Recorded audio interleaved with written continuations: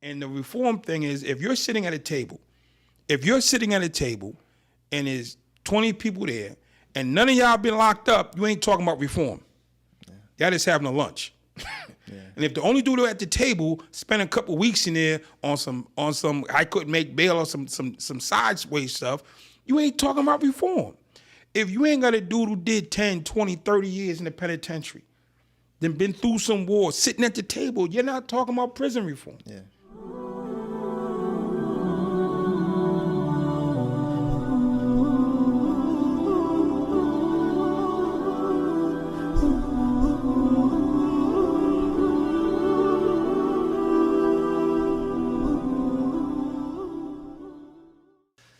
Bismillah, alhamdulillah, wa salatu wa salam. It's your brother Amir. I'd like to welcome you to another episode of the Perspective Podcast. The Perspective Podcast, as you know, is where we engage in intimate, intricate, and even controversial conversations so that the listener or the viewer can take away some benefit from the perspective of those who are experts in their respective space. So today I have a very special guest. To me, he don't need no introduction. But I'm going to give him an opportunity, inshallah, to introduce himself to you. Because he's a man of many virtues. And what he's invested in reforming the lives of thousands and thousands of people around the world. It's not enough time or hours in the day to give his story justice. So without any further delay, my guest, OG, Andre Norman. Pleasure having you on the show, OG. Peace, brother. Yeah. As introduced, my name is Andre Norman, and what I do for a living is called leadership development. I go around the world, and I teach world leaders how to do and be better. I've been to 20-plus countries. I work for multiple presidents and prime ministers, directors and agents of change. I don't do follower training. So if anybody's watching this is trying to be a follower, I can't help them. I have no desire to help them. I take leaders and I show them how to be better. Now, if you happen to be a follower and you want to become a leader, I can help you. But if you're cool on being a follower, tap out. That's beautiful. Leadership is definitely needed, in this generation. As a father, you're a father as well. And I see when you travel, you keep your children next to you, keep your family next to you. And I think this is an obligation and something that men are entrusted with. But as I look at a lot of this generation, they suffer from lack of, masculinity or father figures in their homes. And the result of that has been, a constant increase in violence, drug abuse, and things that lead down a path of gradual destruction. And inevitably, it leads to either early death or, as you experience, time incarcerated in some of the worst prisons the United States have to offer. What's your perspective on what changed or transpired from your generation of youth leading to the mindset and the behavior patterns of the generation today? I didn't grow up in the 60s, but people grew up in the 60s who were forced to live in what they called ghettos or the hood because blacks, regardless of your status, weren't allowed to live outside of the neighborhood. The richest, the most famous, all in the hood. So you had doctors, lawyers, seamstress, store owners, all live in proximity. So you had witnesses that you can example around you. Yeah. 70s came, again, breakdown. I'm saying 80s come with the advent of crack and drugs, and now it's the beginning of mass incarceration. And then it gets to a point where, okay, the parents are now home, but they're not involved. They stopped redlining districts and letting people buy where they could afford versus where they tell them where they had to live. So those with means left. If you had the ability to move, majority of those people did. So now what you have are the people who aren't doctors, the people who aren't lawyers, the people who aren't shop owners leaving. And if we're not owning our own shops, because there was a time, Black Wall Street, we owned everything in our neighborhood, Harlem, everything in our neighborhood, the hood, everything in our neighborhood. Now with the entrepreneurs and the business people leaving, that's where other immigrant groups came in and started opening shops up because there was a void. Absolutely. And somebody's always going to fill the void. So all the businesses became owned by outsiders, you know what I'm saying, from our neighborhood. And then the people in the neighborhood became just supplying of money to other facets. And it just continued to break down. And then when the drugs kicked in, the separation came further. There was a time when we were kids, I used to be a stick-up boy. So I can tell you, somebody taught me exactly what to do and how to do it. I didn't just walk out the door one day and pick up a pistol. Absolutely. Somebody showed me. They said, yo, he's good at this. Let me show him he got that personality for this. He has a personality to be a pickpocket. Some dudes steal meat. Yeah. Some dudes sell drugs. Yeah. Heroin, coke, weed. It's all different. Some dudes, you know what I'm saying, do different things, breaking houses. People have different temperament and skill sets, for lack of a better term. My skill set lended itself to stick-ups. I just had that energy. So dudes taught me the stick-up game. Yeah. I did not learn it on my own. I didn't find out in cereal box. Somebody showed me and walked me through. And that's how I got my hustle. When crack came out, heroin, you had to know what you were doing. Yeah. And it was part of an organization. Same thing with coke, same thing with weed. When crack came out, anybody could stand on the corner and hold a vial, and people would come by. Yeah. 24 hours a day, 7 days a week. You needed no skills, no training, no anything. So now you have people in the streets who aren't trained, who don't have any street acumen. They had a great idea. Yo, let's go get this working. Let's go out to the corner and let's do this thing. Yeah. And that's what they did. So you have people who know nothing about the street, in the street. And they started ending up with money. And now it just reinforces we in the street. And it just became non-criminals in a criminal space. Absolutely. And that's where everything started going over the cliff. And then between the drugs and people getting strung out, now you have fatherless kids. You have motherless kids. You have grandparents trying to raise kids. And the disconnect just grew bigger and bigger. When I got to the penitentiary in 1985, there was a group of Vietnam vets that came to jail in the mid-'70s. And them Vietnam vets weren't scared of nothing. And they walked those hallways like soldiers. Yeah. Then in the late 80s, late 70s, early 80s, my OGs went in. And they were raised by the vets. Because them Vietnam vets patrolled them hallways. Like, yo, bro, this is what's going to be. And that's what it was. Then we came in the mid-'80s. And the OGs who were under the vets, so they were like kind of granddads to us, raised us the way they was raised. Then in the late 80s, early 90s came the gang kids. And the kids of the drug addiction. Those kids started coming to jail. Yeah. And that's where the disconnect came, because they had a different set of rules. And they had their rules. These are kids that were left to their own devices, forced to feed themselves, forced to clothe themselves, forced to care for each other. So they came to jail with this us against the world. Yeah. They didn't want to deal nothing with old people because old people let them down. Yeah. And from that generation, now you got their grandkids out here. The grandfather was neglected and left alone. Now you have the grandson, 2 times removed. So the disconnect came around 91 with the generational connection. Even on hustling, it's just split. Yeah. It's funny you say that, because I remember growing up in Harlem, the way the streets were structured, like you said, everything was in its respective space. You knew who the stick-up kids was. You knew who the hustlers was. You knew who the killers was.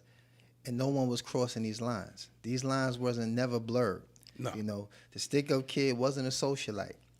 He don't go to the club. He don't hang out. Oh, no. He the dude you see scaling the wall with a hoodie 2 o'clock in the morning, and everybody see him from deep and start tucking stuff away, putting stuff away.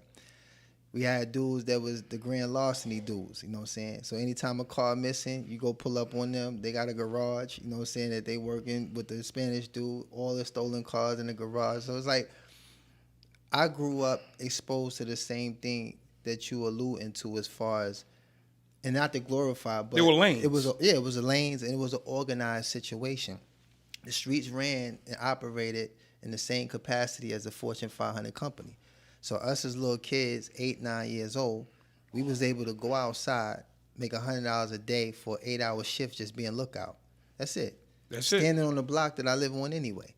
So it wasn't like it was anything strenuous about the task. It's like I'm already here. Then based how you handled that, you moved up or you didn't. Moved up. You moved up to where you entrusted with being a pitcher, from a pitcher to a lieutenant, and so on and so forth. So it's like, and then also, I've never seen any foreign face in my community unless it was the laundry. You know what I'm saying? The Chinese used to be in the laundry before we had Chinese restaurants abundantly. They used to, do the clothes. Right. You know, so like, it just gives me, pleasure to know that I was able to be present in a time when there were certain core values that existed in our community. But when I look at this generation today, as you mentioned, they just entered into a space without having to audition, without having to be accountable for anything, not having really to answer anybody. It was a certain kind of seniority thing. Well, my grandmother lived on this block. So that's enough. Yeah, that was enough. But most of these blocks was ran by cats that didn't even live on those blocks. Right. So I understand exactly what you're saying. But when it comes to, your experience, you spent 14 years in the prison system. You came home.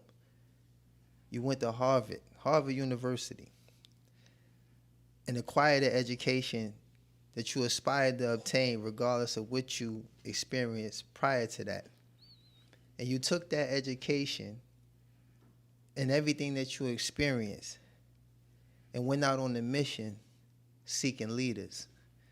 So when you said that, that just resonated with me because I have a very minimal capacity to deal with people who can't think for themselves. And that was one of the things I learned in my prison sentence, or my prison stint, is that I learned how to think for other people. And I never thought that was something that was required. Oh, super required. Super required, because if you want to go home, you know what I'm saying, you have to, in some cases, help people think through a basic scenario. Exactly, basic scenario. I done seen things go bad over the most simplest things. No, simple for you. Yeah, simple for me. You're right, simple for me. Not simple for them. Yeah. If you're dealing with somebody who's been neglected, left on their own, forced to find their own way, nurture themselves, feed themselves, now you're talking about how do I process. I watched the interview the other day, and it was not picking on rappers, it was a rapper dude. Yeah. Dude said, what are you looking for? He said, I'm looking for myself. And I looked at the kid, right? And I could look in his face. No parents, no grandparents, on his own since birth. He wasn't lying. And I looked, I didn't know his story. I went and looked at his story after. I talked to someone who actually know him. He was like, man, that boy been on his own since forever. And it showed in the pain. The question, the answer was all pain. Yeah. And if you don't speak to somebody's pain, he raps, so they give him millions of dollars. Yeah. And they say, okay, here's another car, here's another chain, here's another bottle, here's another jet, or whatever thing they give him, but nobody's speaking to his pain. There's no remedy in that. So his pain is going to keep showing up. Yeah. And nobody cares about him. They care about what he can do for them. And that's crazy because you could probably speak to this. Like, when I grew up, we had PAL. We had Each One Teach One. We had a lot of programs within the community that offer assistance to parenting. And we were just talking about this earlier about you wasn't just your parents' kids. You was every parent in the neighborhood kids. And it's like, I remember, because I used to box, play ball and stuff like that at PAL. And let's say, I take sick and I don't show up for 3 days. And I don't send word to none of my peers that, I'm not going to be present. Those police officers that facilitated those programs will come and knock on your door because they were from the community. You know what I'm saying? They were from the community. They knew us all on first and last name basis. And they would actually come knock on the door and be like, hey, Miss Evelyn, I ain't seen Chauncey at PAL. What's going on? Oh, nah, baby, he's sick. Okay, well, I'm just checking on him. And it's like this type of governance. Over. It's over. It doesn't even exist. Over. So when you mention this rap artist who I don't know, but I know that pain. I know that individual, and there's an abundance of those kids. They're in the NBA too. They're in the NFL. Yeah. And know something? They're down at the corner. They're not just in they're in our community. We walk by people every day in pain. Yeah. And we don't speak to the pain. Oh, you want a sandwich? You want a ride? You want a job? Nah, dude. My mother left me. Yeah. You know what I'm saying? Help me process this. Yeah. My dad walked out on me, man. How do I deal with that? Yeah. I don't need a damn sandwich. I need someone to talk to me to make my life make sense. And we keep giving people stuff. And we keep giving people stuff. But we're not giving them what they need. We're giving them what they want. Yo, check it out. It's your brother Amir, formerly known as Loon. And on this episode of Perspective Podcast, sponsored by Paid Meals, the Pay It Forward mobile application coming soon. Now, for those of y'all that don't know, Paid Meals is one of the most trusted companies when it comes to giving back to people in need. We have an array of partners from grocery stores, restaurants, food trucks, food carts, and certified private chefs, and a host of nonprofit organizations. So if you're interested in joining us in this fight against hunger and food insecurity, you can visit us at www.paidmeals.com, and you can register as a contributor, a receiver, or a participating vendor. The Paid Meals 2.0 mobile application coming soon, December 2023.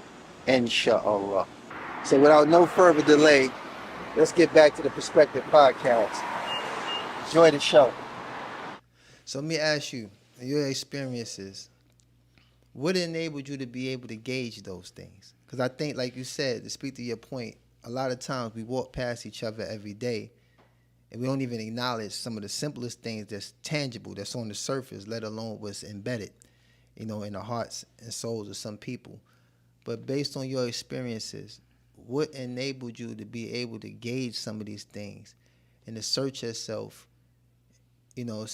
what it means to rectify some of these matters? I went to prison because I felt like I was on my own. My dad walked out. My mom was too busy. My sisters were gone. My brother wasn't helpful. I give you all the scenarios in the world of all the bad scenarios that happened to me. And the truth is, I didn't go to jail because nobody loved me. I went to jail because I couldn't listen to the people who wanted to love me. My teachers were trying to help me. I had coaches trying to help me. I was super articulate and gifted, and all these people kept lining up to try to help me. Mr. Bevilacqua, Miss Lane, Miss Henderson. I give you a list of them. I know every last one of them. Mr. Gillis. Yeah. They all tried to help me, but I refused their help because I wanted the help to be for my dad. Absolutely. And I felt as though if I gave Mr. Gillis that seat, then my dad can never sit there. So you can't sit here, Mr. Gillis. I can't accept your help. Yeah. Miss Henderson, I can't accept. That's my dad's seat. Yeah. And so I'm wanting it to be from him, and I'm 56 and it never came. So waiting for him, I gave up on everything positive in my life, which only left me negatives. Yeah. So I had positivity in my life. I had opportunities. I couldn't receive them or engage them because I was hurt. So when I went to prison, it wasn't because I hadn't have opportunities. I went to prison because I couldn't get past my pain to accept the opportunities. So I went to prison. I'm in there, and it was like when I got there, the homies were like, "Yo, what took you so long? We knew you was coming." It was like there was an expectation for me to be in prison. It wasn't an expectation for me to go to college or go play. They expected me. They said, "We knew you was coming." It was all the dudes from principal's office who quit football, quit basketball, juvenile detention, fighting in front of the movies, fighting at the roller skating ring, all them dudes. We were all there. And we got down, we running the yard now every day. And for 6 years, it was just all hurt people hanging out. Then I finally woke up one day and I realized I was a king of nowhere. I got status, I've been through stuff. I woke up one day, I said, I'm the king of nowhere. We clowned the CEOs, but they went home every day. Yeah. You know what I'm saying? We used to clown the CEOs, oh, you ain't, But they went home every day, and I'm locked in a cell. Yeah. And I said, how am I winning? I really thought I was winning, too. That's the funny part. I'm locked in the cell, and I'm thinking I'm winning. I'm hurting people that look like me, and I'm thinking I'm winning. And I finally realized I wasn't winning. And that I said to myself, I want to be free. 6.5 years in, I said, I want to be free. I looked at the black dudes, the white dudes, the Spanish dudes, the Muslim brothers, the Christian brothers, the dudes who work in the laundry, the dudes who work in the kitchen, the guys who walk the track telling stories, the 5%ers, the two. I looked at every group. Not one group of people went home and didn't come back and did good. Every group went home and every group came back. I said, free don't work. Yeah. You know what free is? The parking lot. Everybody says they want to be free, and when they hit the parking lot, they've achieved their goal. They don't have nothing beyond the parking lot. So they go back to the block because they've achieved their goal already. Freedom is the parking lot. As soon as you walk out the door, you hit the parking lot, you've achieved your goal. That's deep. Everything's downhill. So I said, free don't work. What can I do not to come back here? That's why I said successful. I said successful people don't come here. So I'll go home, be successful, and I won't come back. And I picked Harvard University, not because it's the biggest school on the planet. It's the only school I knew the name of. I'm from Boston. You know what I'm saying? I used to ride a skateboard as a kid. So I used to ride my skateboard down in Harvard Square. So it's the only school I knew the name of. Yeah. So I picked the school I knew the name of. I came out my cell the next day. I got the team together. I said, I'm going home. I'm going to Harvard. I'm going to be successful. They wanted to laugh at me. I had a habit of stabbing people. so dudes didn't laugh. I'm like, no, I'm real. I'm about to do this. No question, yeah. And they were like, Dre, you can't do that. And they said, why? I said, well, they said, you're black. You're a gang leader. You're in the Hoover trying to kill 8 people. You was talking about killing 7 people. They gave me all the, you can't read. Yeah. Your family broke. And they told me all the reasons I couldn't go to Harvard. Wow. And I went back to my cell, and I was like, I ain't listening to them. That a crazy thing was, I could have came out my cell and said, yo, y'all, we got to ride on these dudes from the other side of town. They just suited up and rode with me for a body. Yo, we got beef with the CO, disrespect my mother in the V-room. Suited up, rode with me, body. Yo, the white boys out of pocket, man. Boo, suited up, rode with me, body. I said, let's go home and never come back. They said, we can't rock with that, Dre. I said, let's go home and never come back here. Yeah. They said no.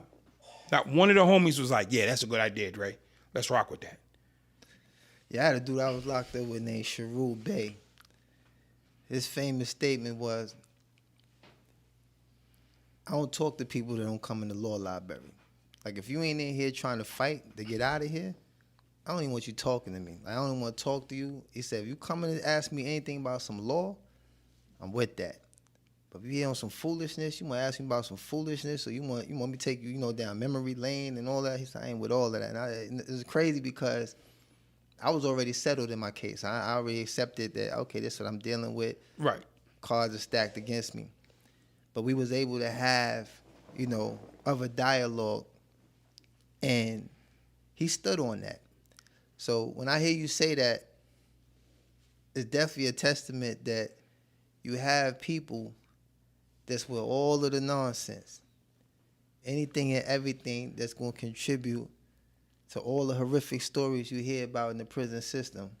But as soon as you say, let's work to get out of here, you stand alone. Oh, straight so. I wrote my OG. I'm saying this dude when I got off the bus, Dominic Williams, that taught me how to stay alive.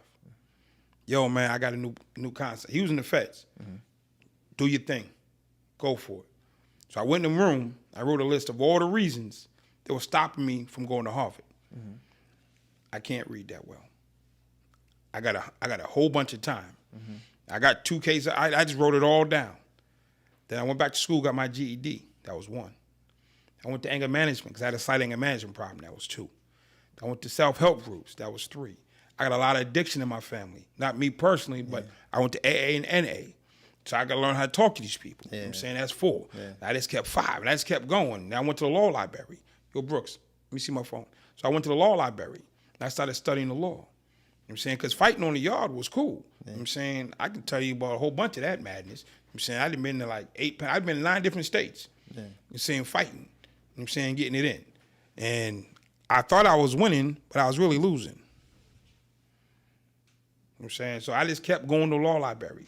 Every day I'm in the law library. Every day I'm in the program. Every day. Then homies came up to me one day like, yo, Dre, why you keep going to these programs? Why you keep going? Man, what you doing? I said, man, I'm trying to fix my life, man. I don't want this to be. They're like, nah, man, you the smartest dude in the penitentiary. That was one of my tags. I was the smartest dude in the penitentiary. I said, but me and my father's relationship, man, got me acting wild and messing my life up. I'm trying to get out of here. They were like, man, what's really going on up there? What you really doing up there? These dudes that never go to programs. So now they're acting like I'm doing something foul. I said, I'll tell you what. I'm going to counseling tomorrow. I've been going to counseling every day, twice a day. Said, I'm going to counseling tomorrow. That's for sure. Now, 1 or 2 things I can talk about. I can either go up there and talk about me and my father's relationship and how it's got me twisted and acting out because I feel like he left me, or I can go to unit, get my banger, come back and bang you in the face, lay you down, and go to counseling and talk about that. Yeah. You call it, but I'm going. Yeah. He looked at me. I've been about that life. Yeah. It wasn't like it was like some pump fake. I said, dude, I can talk about my dad. Or I can talk about why I had to lay you down. Yeah. Either way, I'm going. I'm going. One of the two ways. It's your call. He says, Dre, that is foul that your father treated you bad. You need to go fix that. I was like, all right, cool. No I said, you sure? No question. Then he circled to me later on that night. He was like, yo, Dre, if you get the answers, let me know, because me and my dad got beef too. And I started helping people in jail. My first programs were all in the penitentiary. They weren't even on the street. So yeah, on that note, I definitely want to get your perspective on something that definitely the meat and potatoes of this conversation. This question of this statement of prison reform. Like when I came home, you know, I seen that there were a lot of people advocating for prison reform. It becomes an interesting statement when you're in prison because it's something that constitutes working towards getting freedom from prison or any relief that may come, you know what I'm saying, through any laws changing, whatever the case may be. It is something that's definitely intriguing for a person that's fighting that fight. But when I came home, I noticed a lot of politics. It's a business. Yeah, it's definitely a business. Let me give you this first. Okay. They be like, yo, how do you get out? This is Commonwealth of Massachusetts versus Henry Norman. You can any Google. I just Googled it. For the reasons discussed, we hold that the prosecution against Norman in the Superior Court was barred from the prohibition against double jeopardy. The judgment against him on the charges of armed robbery is reversed. The verdict is set aside. The indictment is to be dismissed. So ordered. I stopped running the yard. I stopped running my mouth. I started reading. Yeah. Yeah. You know what I'm saying? That's how I came home. Yeah. The crazy part is I could have reversed my case off rip. But I wasn't trying to. You know what I'm saying? I wasn't trying to reverse my case.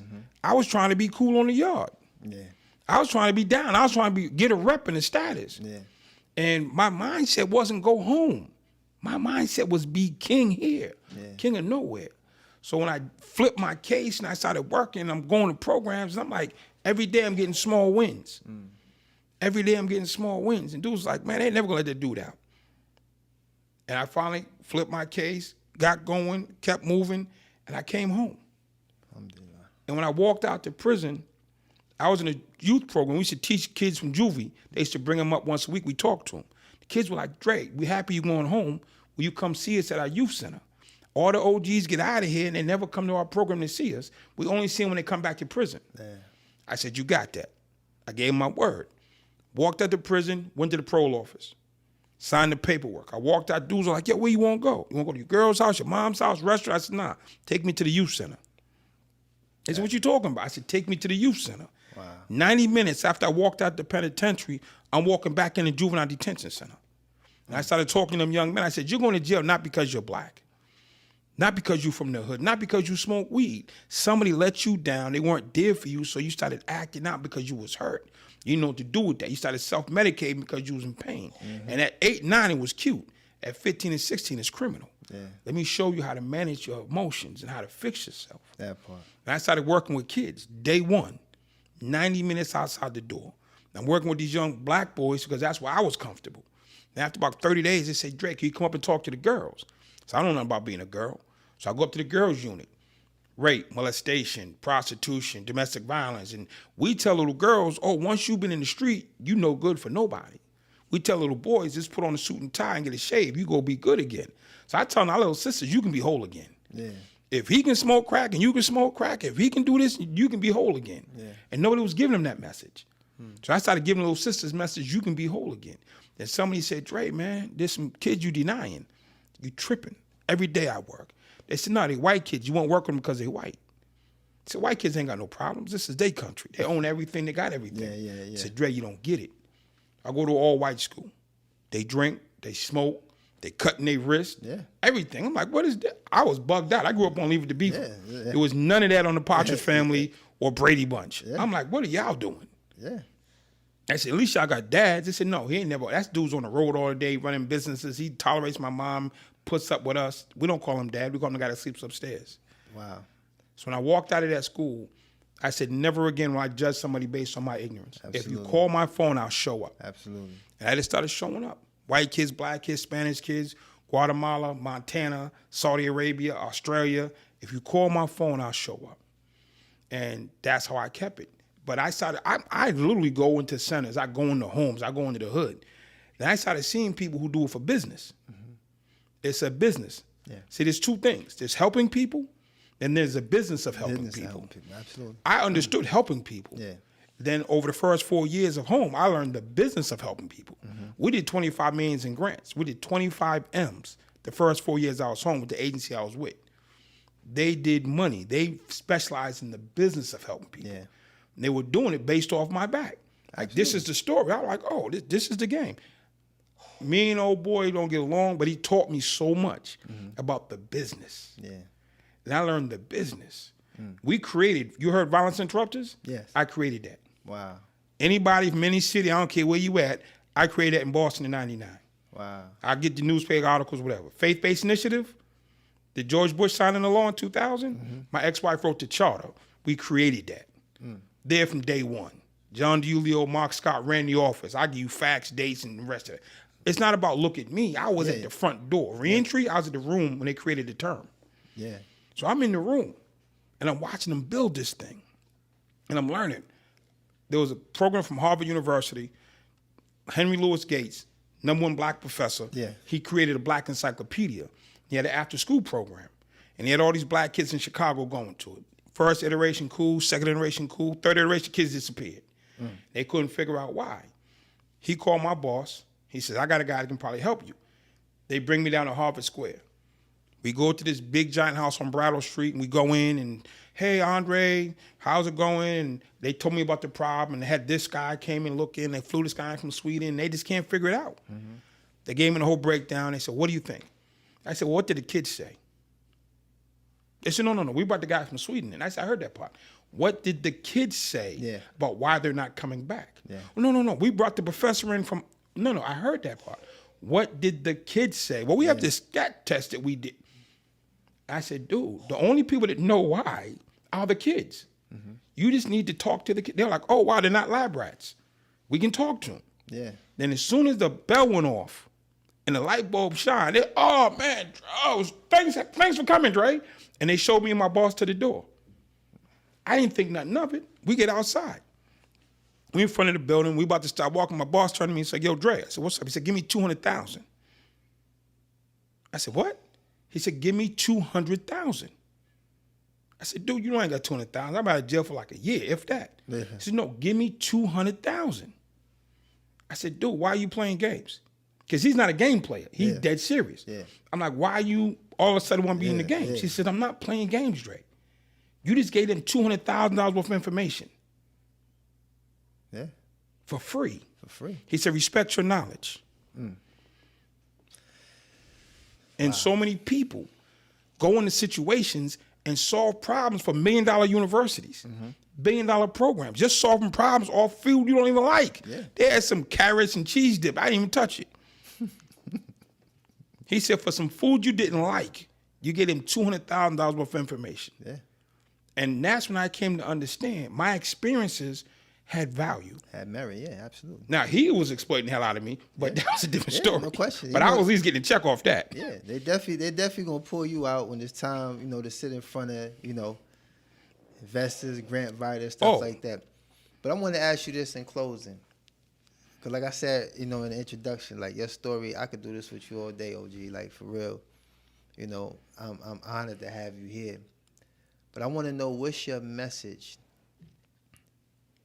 for those who believe in this statement of prison reform? Because all throughout the media, many people who either experience incarceration, have a relative or loved one who's been incarcerated, or just genuinely feel some type of empathy for those who are incarcerated, they've all been sold on this concept of prison reform, criminal justice reform, you know what I'm saying, police reform, this term reform.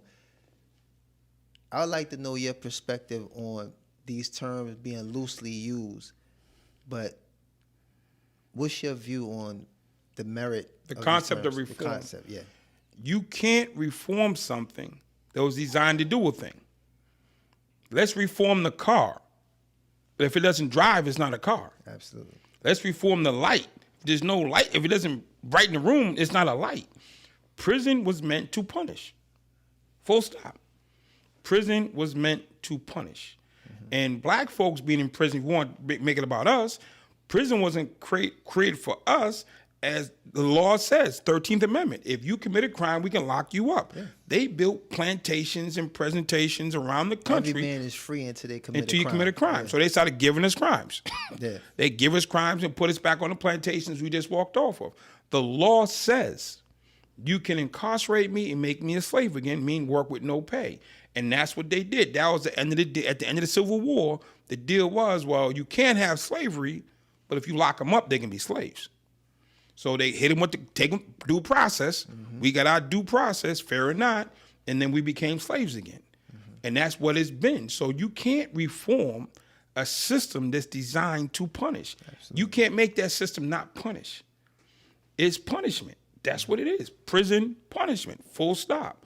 So if you want to punish people, we send them to prison. So making a kinder prison or gentler prison or smoother prison doesn't make sense. Yeah. It's not, wasn't designed. So either you come up with a whole different modality, but trying to make that prison better doesn't work. Yeah.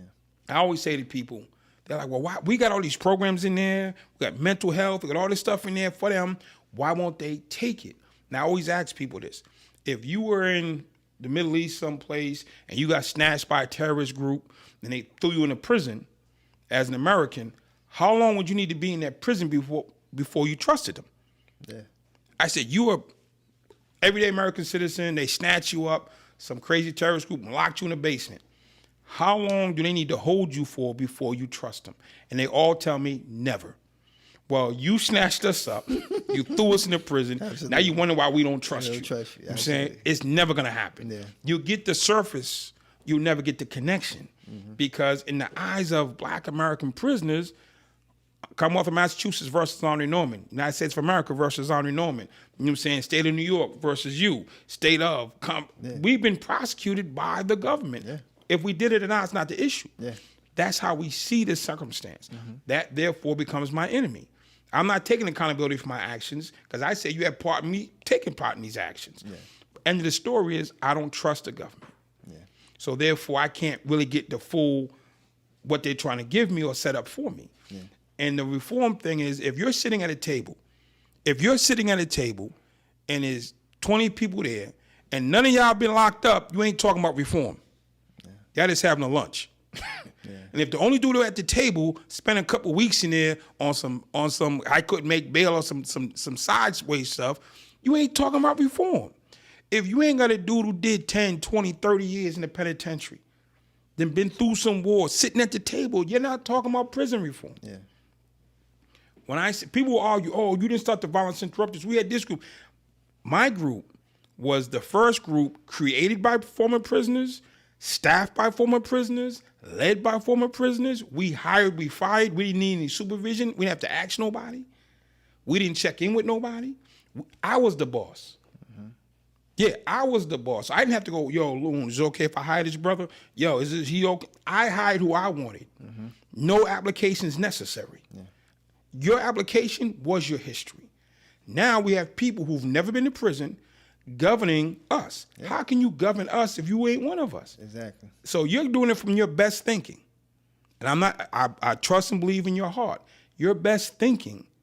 But it doesn't, you've never been locked in a cell. You never been locked in solitary confinement. You know what it's like to be locked up when your mother dies, your sister dies, or somebody tragic happens, you can't beat it. Another birth in the family, how are you going to speak to my pain if you don't understand my pain? Absolutely. You're managing grown men who've been through some stuff that you ain't never been through. And it don't work. So the reform thing, the only thing you can do to reform it is to stop people from going. So my big thing, I partnered with the South Carolina Department of Corrections. I sat with the director, Brian Sterling. I said, yo, we got to stop them from coming. We're going to work on the brothers inside, but we got to stop them from coming. And we go to elementary schools. We go to kindergartens. We go to first, second, third, fourth, fifth grade. We stop them from coming. Yeah. If you ain't trying to stop them from coming, you ain't saying that. I love all my brothers in the penitentiary. I got a number of love for everybody. But if you said, Andre, you got an 8-year-old kid in first grade, you got your grown man, 29 years old, at the penitentiary. What you doing? Give me the 8-year-old. Yeah. Homie, you just gonna have to make it. Give me the 8-year-old. No question. You know what I'm saying? Give him a chance. Yeah. Give her a chance. Yeah. When I came home, my big homie was doing a natural life sentence. Florence ADX is the last stop on the road. Yeah. I don't know where your big homie is. Mine was in Florence ADX. We came home, we got legal money, we got lawyer money, we overturned his case, and we brought him home. Had another cat, one of the homies, doing a life. Went to the board, brought him home. Had an enemy of mine, dude I had war with. Went to the pro board, sat with him, brought him home. We can get brothers out. I'm not turning my back on nobody. Yeah. I go into the penitentiary every chance I get. I just did in your state, I just did 13 prison tour. Attica, Wyoming, Windy, Orleans. I could go down the list. Clinton, Upstate, Greenhaven, Greene, Coxsackie. Dude, we come and walk into tears. We up on dudes' doors like, yo, man, we here for you. We trying to bring you the message because there's a saying, you can't help people who don't want to be helped. Absolutely. And that's wrong. Yeah. There's a step before it. It's getting them ready to want help. Absolutely. And if you've been in that situation and you've come out of it, then you know the step before that they missing. If you ain't never been in it, you can't help me with that step, the step before. So anytime somebody says you can't help them that don't want help, you ain't never been in my situation. Yeah. Because I've been in this situation and I figured it out. So let me go back and give them the solution to that first step. Yeah. Not step 5 or step 8, that first step of believing. That step out of the mud. You know what I'm saying? And it's okay to be you. Yeah. You know what I'm saying? And the reform thing is for a lot of people a hustle. Yeah. It's a flat out hustle. Yeah. They get grants from the state, from the city. You try to come on and they'll block you because you are real. They're going to follow you. They ain't going to follow them. It's all this. We doing ourselves in for a check. Yeah. They do not need to send anybody down here to get in our way. They just send money down and watch us fight over it. We fighting over pennies. You know what I'm saying? The Ukraine had a problem. The American government, with your mind and his tax dollars, sent billions of dollars to help them people. Yeah. And they needed it. Liberia had a problem. Our country and other countries sent billions of dollars to help them people, and they needed it. Why aren't we asking for our school system to be overhauled? I'm not asking you to fix the prison system, because you can't. Yeah. Why can't we fix our school system? Educated people do educated things. Uneducated people do uneducated things. So the root cause of a lot of our issues can be fixed if we fix our schools. Don't reform the prisons, reform the school system. Because every next gang member, killer, rapist, murderer is sitting in a kindergarten right now. All he wants is a sandwich and a hug. For a pair of clean socks, I could have had you on the right path. For someone to be there for you right then to explain you know something, I know you're going through something and your family ain't 100% with you, but we got you. We're going to fill the gap now before you fill it with hatred or hurt. There's kids in first grade right now that need to be talked to, walked through, listened to. We ain't talking to them. We at Attica talking to a 45-year-old man with 20 years in trying to convince him. Yeah. Why are we trying to convince a 40-year-old man when there's an 8-year-old staring you in the face? Yeah. Needing some direction, needing some guidance. Success is not a success without a successor. I think we need to pass that success down to the children. I agree. It's been a pleasure, OG, for real. And I think that the listener and the viewer, it's a lot of things to take away from this conversation.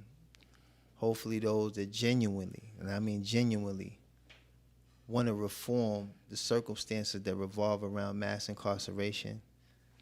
I believe you just gave them the blueprint. So I want to thank you for just giving me $200,000. We got a tablet now. You know they have tablets in prison? Yeah. There's a tablet in prison. We put content on the tablets. We put shows, education, travel, different lessons and business on the tablet. We do a show. It goes to 650,000 brothers all across the country. All of New York gets it. New York, Georgia, Michigan, Nevada, Texas, Oklahoma, Florida. We're hitting Alabama, Mississippi, Louisiana. We're hitting 650,000 people with real information in real time. If you want to get out, it's not a me thing. I retired when I was 40. I came back out of retirement because I didn't teach people what I knew. So this is I ain't got no course. Yeah. Ain't no sign up for $5.99. This ain't a course. Yeah. Your man hit me 2 days ago. Oh. Your man hit me 2 days ago like, yo, man, my man want to do a podcast with you. That was 2 days ago. Yeah. It wasn't like, nah, I'm busy. Yeah. Nah, listen, it's about helping. Yeah. Spreading the word. If I can be helpful. That's a fact. If I can be helpful. If you from wherever you from in the world, you like, know something? He figured out how to go from prison boss to successful. I give you that. It ain't no charge. Yeah. It ain't no fee attached. Ain't no nothing attached. I will give you the game on how to go from where you are to successful. That's it. If they call you, you set it up. We'll go in the room. Listen, I'll teach them. Do it after Saturday, Sunday, weekend, whatever it's going to be. I'll come in, give me a whiteboard, and it's done. Ain't no fees, just show up. You know what I'm saying? I did it. You know what I'm saying? And I will continue to pass it on. And that's the thing. If everybody's trying to sell it, they ain't about us. Absolutely. I appreciate it, man. This was definitely very fruitful. And I hope that you continue on this journey and educate as many as you can. Because my takeaway from this is that education is key. We've heard it before. It sounds cliche to a lot of people, but it's a reality. And we have a statement in Islam that says, "Al-ilmu qabla qawli wal-amal." Knowledge precedes speech and actions. So as a Muslim, it's not permissible for us to speak or act without knowledge. Because anything that's done without knowledge, in most cases, will lead to destruction. So I'm just lost for words, man. I got one request. Yeah, okay. So every speech I give, I speak around the world. And you name a company, multi I work for them. You know what I'm saying? They hired me to come in and do stuff. But every speech I give, I close with this poem. So let me see if I can find it. I know I can. And if you got something behind this might close us out. Good. Our deepest fear is not that we are inadequate. Our deepest fear is that we are powerful beyond measure. It is our light, not our darkness, that most frightens us. Your playing small does not serve the world. There is nothing enlightened about you shrinking so that other people won't feel insecure around you. You are a child of God. It is not just in some of us, it's in everyone. As we let our own light shine, we consciously give other people permission to do the same. As we are liberated from our own fear, our presence automatically liberates others. It's nice. Show up. Show up. Just show up. That's it. And if it's in you, it'll show out. Now, Bismillah, walhamdulillah, wa sallallahu wa sallam ala nabiyyina Muhammad wa ala alihi wa ashabi ajma'een. On this episode of Perspective, there was a lot of things to take away. A lot of experiences that were shared. A lot of tangible things that can be utilized for change. But most importantly, the importance and the precedence that education takes on all matters is something that has to be included in the process of establishing change. There's a statement from Allah subhanahu wa ta'ala in the Quran. He says, "Fahlam innahu la ilaha illallah wastaghfir li dhanbik." He said, know that none has the right to be worshipped but Allah, then seek forgiveness. So in the chronological order in which this ayat was revealed, it establishes knowledge is first. So without knowledge, we're pretty much living according to our whims and our desires. And in some cases, we're even imitating the animals. And based on that is the reason why, in many cases, we're treated like animals. So my message to you is to educate yourself. Regardless of what space it is you choose to exist, know and understand all the ins and outs before entering that space. Because the days of freestyling is over. So I want you to share, like, and more importantly, comment. Because your comments and your insight is important to understanding the perspective of any matter. I appreciate you. Thanks for coming out. Barakallahu feek. Wa jazakallah khair. Assalamu alaikum wa rahmatullahi wa barakatuh.